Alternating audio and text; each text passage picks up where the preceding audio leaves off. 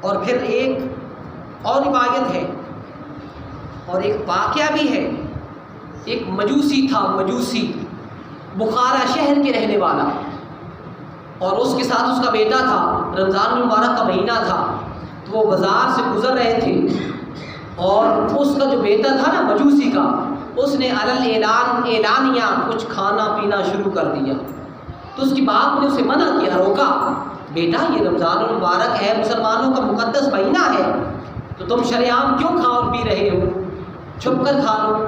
تو اس بیٹے نے عرض کی، ابا حضور آپ بھی تو کھاتے اور پیتے ہیں.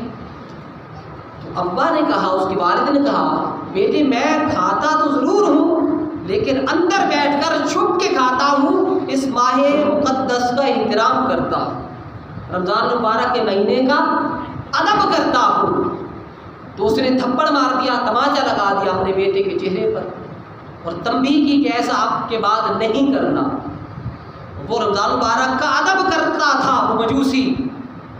تو پھر اس کا جب وقت موت قریب آ گیا تو مرنے کے بعد کسی نے اس کو خواب میں دیکھا، اس مجوسی کو، اور اس سے حال پوچھا کہ تو مجوسی تھا، مسلمان ہی نہیں تھا، اس کے باوجود تو جنت میں ہے اور ٹہل چہل کر رہا ہے.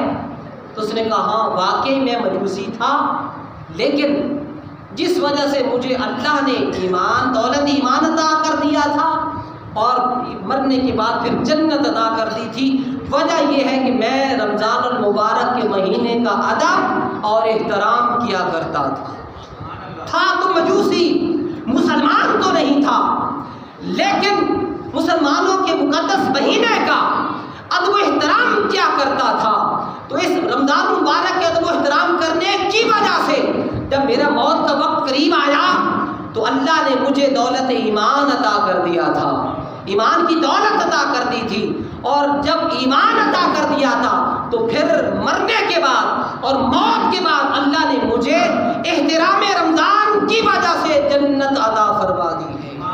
اب میں جنت کے باغوں میں ہوں اور جنت کی موسم میں ہوں اور میوہ جات کھاتا اور پیتا ہوں. وجہ یہ ہے کہ اور تو کوئی عمل نہ تھا، یہی ایک عمل تھا، کیا کہ میں رمضان المبارک کا ادب اور احترام کرتا تھا.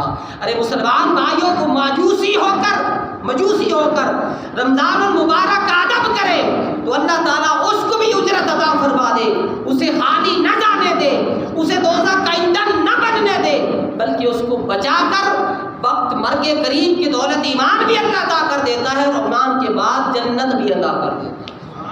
اسی طرح مولا کائنات حضرت علی مرتضیٰ رضی اللہ تعالیٰ آپ قبرستان میں زیارت کے لیے تشریف لے گئے، زیارت قبور کے لیے.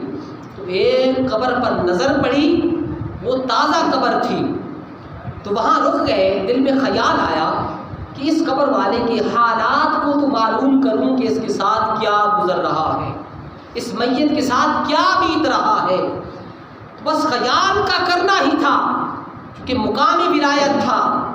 تو پھر وہ قبر کا انکشاف اللہ تعالیٰ نے حضرت علی مرتضیٰ رضی اللہ تعالیٰ عنہ کے سامنے کھول کر رکھ دیا. اس قبر والے کو مولا کائنات علی مرتضیٰ نے دیکھا، وہ قبر والا عذاب میں مبتلا ہے اور آگ کی زنجیروں سے جکڑا ہوا ہے اور آگ دوزخ کی اسے جلا رہی ہے، وہ آگ کی تیش میں ہے، آگ کی تپش میں ہے، جل رہا ہے. اور جب اس نے دیکھا کہ یہ علی مرتضیٰ ہے تو فریاد کرنے لگا، آہ بکا کرنے لگا اور پکارنے لگا، یا علی، اے علی اب میری فریاد سنیے، میں بہت زیادہ مغموم ہوں اور آگ کا ایندھن بنا ہوا ہوں، آگ مجھے جلا رہی ہے. مسلمان تھا، لیکن علی پاک آپ کرم فرمائیں، نظر اتفاق فرمائیں، مجھے اس آگ کے اس عذاب سے نجات اللہ کی حضور عطا فرما دیں. تو علی مرتضیٰ نے جب اس کا حال، یہ سارا ماجرا دیکھا قبر کا، وہ آگ میں عذاب میں مبتلا تھا، تو وہ اللہ کے حضور علی مرتضیٰ کے ہاتھ اٹھ گئے اور عرض کرنے لگے، باری تعالیٰ اس کو عذاب سے تخفیف عطا کر، بلکہ عذاب اس سے اٹھا لے. تو اللہ نے فرمایا، اے علی اس کے عذاب کی تخفیف اور اس کی سفارش اور بخشش کی بات نہ کرو، تو عرض کرتے باری تعالیٰ یہ کیا ماجرا ہے؟ تو اللہ نے فرمایا علی وجہ یہ ہے کہ یہ تھا تو مسلمان، تھا تو کلمہ کو، لیکن یہ روزے بھی رکھتا تھا، لیکن اس کے باوجود روزہ رکھ کر بھی گناہوں سے اجتناب نہیں کرتا تھا، گناہوں سے بچتا نہیں تھا، احترام رمضان نہیں کرتا تھا۔ یہ رمضان المبارک کے ہونے کے باوجود اور روزے کے ہونے کے باوجود بھی گناہوں کی غلطیوں میں لت پت رہتا تھا، نہ آنکھوں کو بچاتا تھا، نہ کانوں کو بچاتا تھا گناہوں سے، نہ پاؤں کو بچاتا تھا، نہ اپنی سر کی آنکھ کو بچاتا تھا۔ اس کا سارا جسم ہوتا تو روزے سے تھا، لیکن اس کے باوجود بھی گناہوں سے یہ بندہ بچتا نہیں تھا۔ اس لیے علی اس کی سفارش نہ فرمائے۔ علی مرتضیٰ نے اپنی پیشانی اللہ کے حضور جھکا دی اور رونے لگ گئے۔ عرض کی باری تعالیٰ جو بھی تھا جیسا تھا، بس ہم دعا کرتے ہیں مولا اس کی بخشش فرما دے، مغفرت فرما دے۔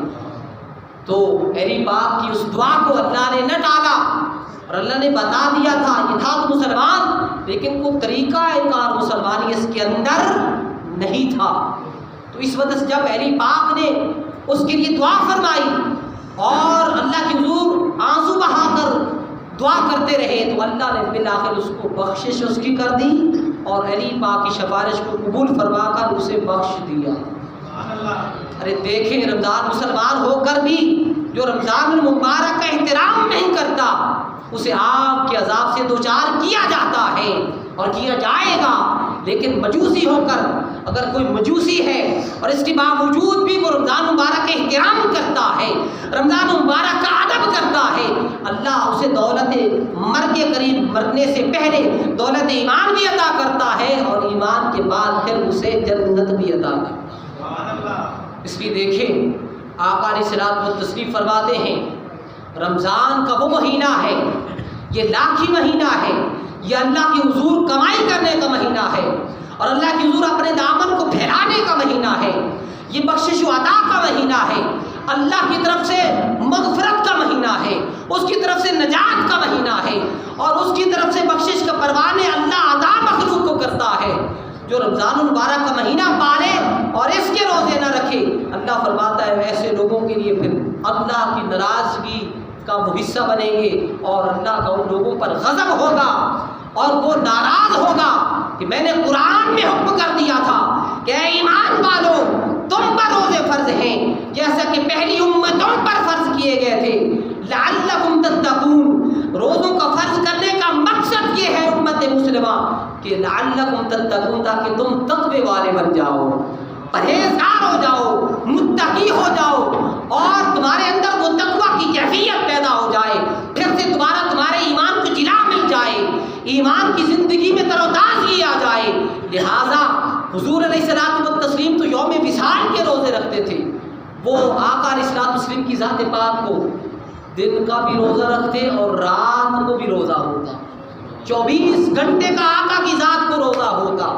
بعض صحابہ نے دیکھا کہ ہمارے آقا دو جہاں دن اور رات 24 گھنٹے کا روزہ رکھ رہے ہیں، تو کچھ صحابہ نے آقا کی ادا کو اپنانے کے لیے، چونکہ صحابہ وہ تھے آقا کی اداؤں کو تکتے رہتے تھے اور حضور کی اداؤں کو اپناتے رہتے تھے، اور کوئی غرض نہ ہوتی، یہی آقا کی رضا مطلوب ہوتی۔ ایک صحابی ایک میدان میں نکیل سے پکڑ کر اونٹ کی نکیل سے اونٹ کو گھما رہے تھے، لوگوں نے پوچھا بھائی کیا وجہ ہے گھمانے کی؟ اس نے کہا اور تو کوئی وجہ نہیں، ایک مرتبہ اسی میدان میں نے آقا دو جہاں کو اپنے لجپال نبی کو دیکھا تھا، وہ اپنی اونٹنی کو نکیل سے پکڑ کر اس میدان میں گھما رہے تھے، بس آقا کی ادا کو ادا کر رہا ہوں۔ اس لیے حضور کی ادا کو وہ اپناتے اور تکتے رہتے، اپناتے رہتے۔ حضور کو 24 گھنٹے کا روزہ ہوتا، آخری بات تو کچھ صحابہ نے روزے رکھنے شروع کر دیے، دن کو بھی رکھتے رات کو بھی، لیکن صحابہ کمزور ہوتے چلے گئے، لاغر ہوتے، لاغری آتی گئی، ہڈیاں نمایاں ہوتی گئی، جسم کمزور ہوتا گیا، نمازوں میں آتے تو لڑکھڑا جاتے، بیٹھ جاتے۔ آقا نے پوچھا صحابہ تجھے کیا ہو گیا ہے کہ تمہاری ہڈیاں نمایاں ہو رہی ہیں، کمزور ہو رہے ہیں؟ صحابہ نے اس کی یا رسول اللہ اور تو کوئی وجہ نہیں، آقا آپ کی ذات کو وصال کے روزے رکھ رہے ہیں، 24 گھنٹے کا روزہ ہوتا ہے، ہم نے بھی چاہا کہ ہم آقا کی سنت پر عمل کریں۔ اس وقت میرے آقا نے صحابہ کو فرمایا صحابہ تم ہو تو میری نسبت والے، میری صحبت والے، اور میری فیض صحابہ سے تمہیں صحابی بنایا گیا ہے۔ لیکن حضور فرماتے ہیں ایکم مثلی، اے صحابہ کیا تم میری مثال ہو سکتے ہو، میری مثل بن سکتے ہو؟ میرے آقا نے فرمایا ہرگز نہیں۔ ارے صحابہ میرا رب تو وہ ہے جو مجھے ایسے لمحات میں کھلا بھی دیتا ہے اور پلا بھی دیتا ہے، اوروں کو پتہ ہی نہیں ہوتا۔ اس لیے یہ آقا کا مقام تھا۔ اس لیے مومنو، رمضان المبارک کا مہینہ رواں دواں ہے اور یہ مہمان مہینہ جا رہا ہے۔ اپنے سفر کو جاری رکھتے ہوئے تو ہم اس کی قدر کر لیں اور اس کے لمحات میں اس کی رضا کو حاصل کر لیں، اللہ کی رضا کو حاصل کر لیں۔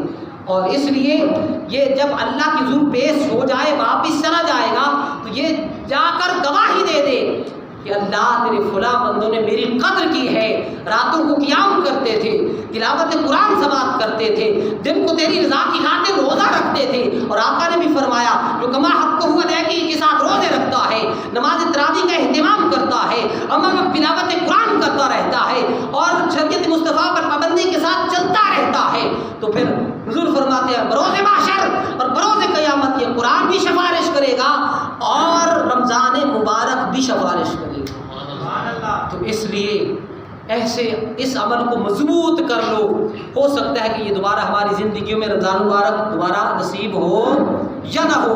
جو اللہ نے نصیب کر رکھا ہے تو لمحات کو ضائع نہ کریں، اپنے وقت کا ضیاع نہ کریں، بلکہ رمضان مبارک کی رضا کو حاصل کر لیں، اللہ کو خوش کر لیں، اللہ کو منا لیں۔